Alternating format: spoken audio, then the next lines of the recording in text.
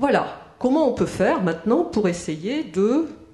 On va pas les cacher, ces effets du vieillissement, mais au moins retarder les effets. Et bien c'est pratiquer de l'activité physique qui va permettre de solliciter à la fois la prise d'informations au travers des capteurs, au travers de la vue, on fera quelques séquences tout à l'heure, au travers de l'oreille interne, de manière à stimuler le système nerveux central pour qu'il puisse apporter une réponse adaptée à une situation qui peut-être peut être déstabilisante. Je vais à la gare de Mons, un jour de foule, je me fais bousculer.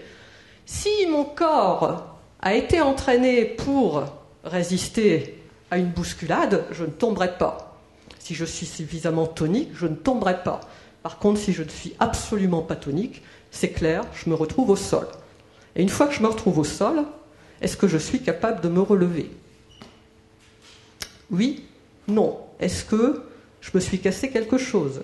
Oui, non. Est-ce que je peux rentrer chez moi ou est-ce que je vais être amené à l'hôpital? Oui, non. Est-ce qu'après un séjour à l'hôpital, je vais pouvoir rentrer chez moi ou au contraire, je ne suis plus autonome et donc je dois partir en institution? Voilà, toutes ces questions, toutes ces conséquences des chutes qui vont faire que, on va essayer de stimuler au maximum, dans un atelier de prévention des chutes par exemple, ces différents capteurs qui interviennent dans la fonction équilibre, au travers de séquences adaptées. On en vivra quelques-unes tout à l'heure, c'est promis. D'accord? Pour faire le lien, parce que là, c'est peut-être un peu théorique, mais vous verrez que dans la pratique, on fera le lien et vous trouverez le sens de la chose. Donc voilà, ça c'est par rapport à l'équilibre. On a cité tout à l'heure la fonction cardio-respiratoire. Mais pareil, quand on vieillit, forcément, on a la fonction cardiaque qui diminue, enfin la force du muscle cardiaque, puisque c'est bien un muscle, le cœur, qui diminue. Il y a aussi une calcification des valves.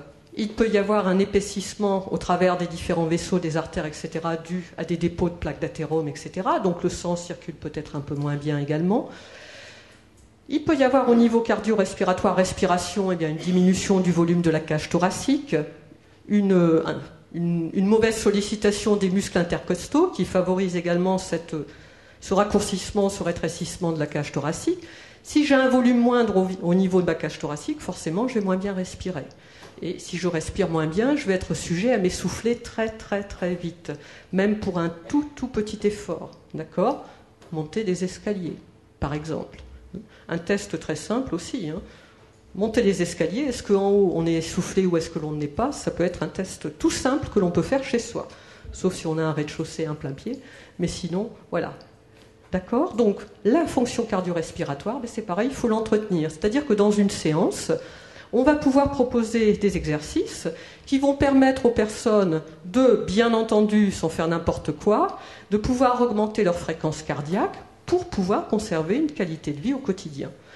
Et marcher 30 minutes par jour, c'est un moyen d'entraîner et d'améliorer sa fonction cardio-respiratoire. Parce que marcher, tout le monde sait le faire, on n'a pas trop à apprendre techniquement, quoique, on se rend compte qu'on ne marche pas forcément toujours avec une qualité de marche efficace, mais bon, ça je passe. Mais simplement, la marche, c'est pas traumatisant, mais ça crée suffisamment de petits chocs quand je me déplace pour pouvoir aller chercher à améliorer cette densité osseuse qui diminue avec l'âge également.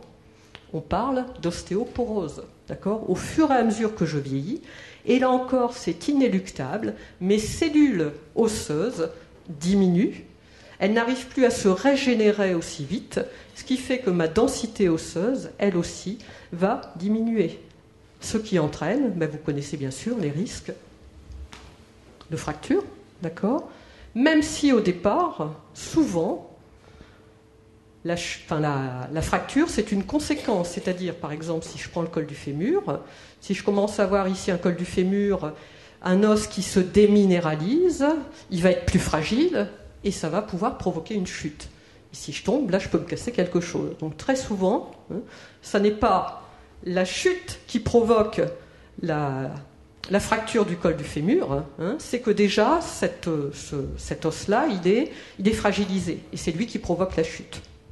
Donc, important également d'avoir une alimentation équilibrée, d'amener toutes les protéines qui sont nécessaires à cette solidification du calcium.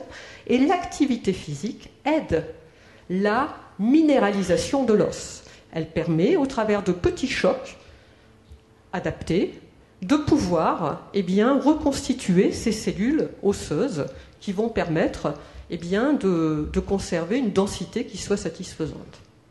Donc, très intéressant de pratiquer de l'activité physique dans ces conditions-là, bien entendu, pour pouvoir protéger tout ce système os, articulation, muscle. Et je fais donc la transition avec la souplesse. La souplesse, c'est toute cette mobilisation de l'articulation. Et il est clair que si je ne fais rien, au fur et à mesure, je risque d'avoir une perte de l'amplitude de mon mouvement. Au départ, ça va être ça. Puis au fur et à mesure, je vais perdre. Et puis il va peut-être y avoir quelques problèmes justement dus à ce liquide synovial qui commence à se raréfier, le cartilage qui commence à diminuer entre les os, et tout doucement, je vais arriver au problème d'arthrose. Et au problème d'arthrose, alors avant la règle, c'était surtout on bouge moins, maintenant c'est au contraire, on continue de bouger. Sans mettre de charge, bien entendu, mais on continue de bouger, de mobiliser l'articulation, parce que c'est ça qui va continuer à la lubrifier légèrement, d'accord ? Parce que moins je vais bouger, au plus je vais être restreint dans mes mouvements. Et dans ma vie de tous les jours, j'ai quand même besoin de temps en temps de lever le bras, hein, ça m'arrive souvent.